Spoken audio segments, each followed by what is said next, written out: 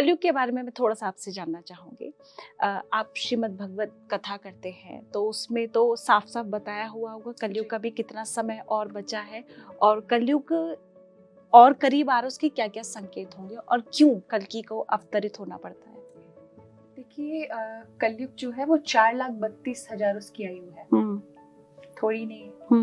5,125 वर्ष व्यतीत हो चुके हैं, यानी अभी कलयुग का आरंभ है, बिल्कुल आरंभ है। ऐसा समझिए अभी पैदा ही हुआ है, अभी तो बहुत बड़ा होगा। लेकिन कहा गया है कि कलयुग जब आएगा पूरी तरह से, उसके अंश अभी आप देखते हैं वातावरण, तब हमको भय लगता है। तो वो जब अपनी स्थिति पर पहुंचेगा तब कैसे ही भयानक पूरा समाज होगा, किस तरह से डर होगा। तो कई जगह पर भविष्य की बातें हैं कि एक समय आएगा कि लोग इतने स्वार्थी हो जाएंगे कि एक दूसरे की हत्या करने में भी नहीं चूकेंगे अपने निजी स्वार्थ के लिए। सिर्फ अपना ही अपना देखेंगे और सुविधाओं को, कितनी ज्यादा सुविधा इकट्ठी कर सकते हैं उस पर ध्यान देंगे। और एक समय आएगा कि फिर यही जो मनुष्य है यही असुर बन जाएंगे और एक दूसरे को मारेंगे। तब लोग सुविधा छोड़कर जंगल की ओर भागेंगे।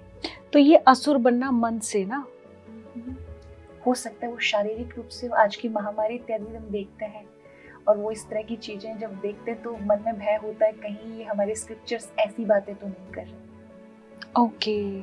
क्योंकि आप देखिए जितना हम डेवलप विकास की ओर जा रहे हैं, कहीं ना कहीं हमारे विनाश का भी कार्य बनता जा रहा है। हम प्रकृति के साथ जितनी तेजी से खिलवाड़ कर रहे हैं, तो वो कहीं ना कहीं उसका हमें चुकाना भी पड़ेगा। तो वो मानसिक भी हो सकते हैं सिर्फ, या शारीरिक रूप से भी हो सकते हैं। तो कहा कि वो सब सुविधा को छोड़ के लोग जंगल की ओर भागेंगे, लेकिन जंगल बचेंगे नहीं। हाँ, क्योंकि प्रकृति के साथ हम लोग। लेकिन ये पहले क्यों लिखा हुआ है? तब लोगों की जो कद है बहुत छोटे हो जाएंगे। वो गाय है वो बकरी के आकार की हो जाएगी। लोग बहुत छोटे छोटे, एक पेड़ के नीचे ही बहुत छोटे छोटे लोग ही विवाह कर लेंगे। आयु केवल 20 वर्ष रह जाएगी व्यक्ति की, 100 से हट करके। तो घोर कलयुग में तब भगवान कल्कि आएंगे, जो फिर कलयुग में इन असुरों का दमन करेंगे और फिर से सतयुग की स्थापना। इस सतयुग का अर्थ ये नहीं होता कि पूरी सृष्टि खत्म हो जाएगी, ट्रांसफॉर्मेशन कि लोगों के स्वभाव में बदलाव आ जाएगा, चेंज आ जाएगा, ट्रांसफॉर्म हो जाएगा। तो जैसे कि आपने कहा कि ये स्वार्थी हो जाएगा और बहुत सारी एक दूसरे को मारने के लिए भी वो सोचेंगे नहीं, तो ये संकेत तो आज भी हैं। पर आज जो है इसको कलयुग का प्रारंभ है, तो आप समझिए कि जब ये 4,32,000 का है, उस कहाँ जाएगा तब कैसी स्थिति रहेगी। बिल्कुल। तो वो देखकर सोच करके ही डर लगता है एग्जैक्टली। कि आज हम ये सब चीजें देखते हैं और जब ये अपनी चरम सीमा पर पहुंचेगी तब क्या होगा। तो सबसे बड़ी बात है कि इसलिए कलयुग में ये भी वर्णन है कि जगह जगह पर ऐसे आचार्य भगवान भेजेंगे जो इस मर्यादा को रखकर धर्म को संतुलन करेंगे, जिसमें से कई आचार्य तो हमारे आ चुके हैं, आगे भी आएंगे। और फिर अंत में जब किसी से नहीं संभलेगा, इतना हो तब जाएगा, कल्कि का अवतार।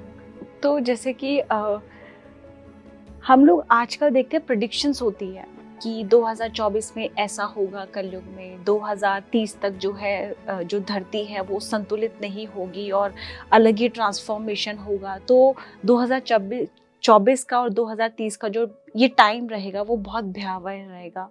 तो क्या है इसका कि मतलब इतने सालों में ही, 6-7 सालों में ही, अभी तो कह रहे हैं आप कि अभी बहुत लाखों वर्ष बचे हुए हैं। देखिए, हमें ऐसा लगता है कि क्योंकि कई बार हमारे साइंटिस्ट ऐसा बोल देते हैं, कई बार हम लोगों से ऐसा सुन लेते हैं, तो हमें लगता है बस अब दुनिया का अंत होने वाला है। पर ऐसा नहीं है। दुनिया सृष्टि क्रम सर्किल वाइज चलता है, सर्किल से चलता है और सर्किल का कोई अंत नहीं है। वो जहाँ से है वहीं से आरंभ है। बिल्कुल। तो ये कंटिन्यू रहने वाला है। ऐसा नहीं है कि अब इसमें सब विनाश हो जाएगा, ये फिर भी चलती रहेगी। यहाँ से कलयुग अंत होगा, फिर सतयुग आ जाएगा, सतयुग अंत होगा, त्रेता, द्वापर, कलयुग, जैसे दिन रात का साइकिल है, जो आप ये नहीं कह सकते कि दिन हमेशा रहने वाला है। रात्रि आएगी। तो वो चलता रहेगा और ऐसा नहीं है कि 8-10 सालों में सब खत्म हो जाएगा, कुछ नहीं खत्म होने वाला। हाँ, हो सकता है कि जब प्रकृति के साथ बहुत अत्यधिक व्यक्ति खिलवाड़ करेंगे, विकास विकास विकास विकास की जगह हम केवल स्वार्थी होकर के ये नहीं देखेंगे कि हम अपनी पीढ़ी को क्या एनवायरनमेंट देके जाएं, ये प्रकृति को सुरक्षित करके जाएं जो हमारे पूर्वजों ने हमें दी है। तो फिर कहीं ना कहीं फिर प्रकृति तुम्हें समझाएगी, बिल्कुल हम सबको समझाएगी कि मेरे साथ अगर आप ऐसा करते हैं तो फिर मैं क्या कर सकती हूँ। और वो व्यक्ति कर्म का भुगतान करता है। तुम ये कहोगे कि ऐसा डरने वाली कोई बात नहीं कि खत्म हो जाए, कुछ नहीं खत्म होने वाला, आराम से जिए। बिल्कुल बिल्कुल, और सत्कर्म करते रहे, करते रहे। तो फिर आप देखिए इस कोविड में भी महामारी ने कितने लोगों के जीवन से अपनों को छीन लिया, बहुत लोगों ने अपनों को खो दिया, लेकिन उनमें से ऐसे भी थे जो महामारी में जूझते हुए बच गए। एग्जैक्टली। कई ऐसे थे जिनको एक हल्का सा कोविड का वो आया और वो उसमें ही संसार से अलविदा कह गए, दूर चले गए, अपनों को छोड़कर चले गए। तो ऐसा रहेगा। शास्त्रों में महामारी के विषय में है कि ऐसे उत्पात और ऐसी चीजें होंगी, देवीय उत्पीड़न भी हो सकता है। तो वो तब भी लोग रहेंगे, जिनके कर्म हैं वो तो बचेंगे, जिनका नहीं है संसार में इसी से इनकी गति होगी। क्योंकि आप देखिए प्रकृति पूरी तरह से हर चीज को कंट्रोल करती है। तो 2013 के अंदर जब ये केदार का वो हुआ था प्रलय जैसा, उस समय आप देखिए प्रकृति ने कहाँ से लोगों को इकट्ठा किया था। कोई कहीं से। एक हमारे जानकार थे, वो चित्तौड़गढ़ से पूरे 8 लोग आए थे, 8 फैमिली के, और 8 में से कोई नहीं बचा। तो आप देखिए कितना हानि, कहाँ से लोगों को, पर उनमें से कई बच गए जिन्होंने मृत्यु को बहुत आंखों से करीब से देखा, जिनको उतना ही वो सब चीजें भोगनी थी, और कईयों को उसी हाल में ऐसी स्थिति में ला करके मरना था, जीवन का यही।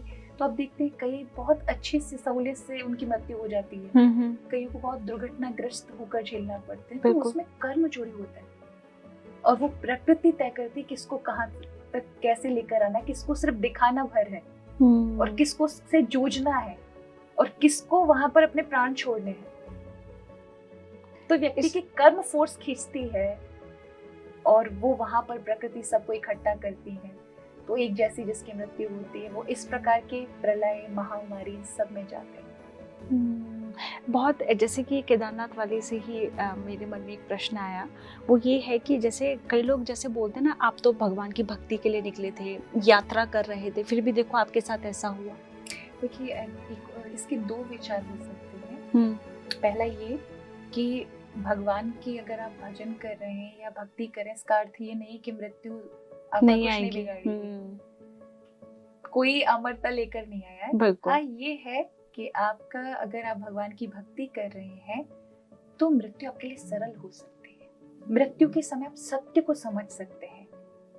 जो क्षण आप संसार की अन्य विषयों में लगाएंगे, ये छूट गया, वो छूट गया, ये साथ में होता, वो साथ में होता, वो ना आकर के तुम्हें सत्य का भान होगा जिसके लिए तुमने इतना समय निकाला है।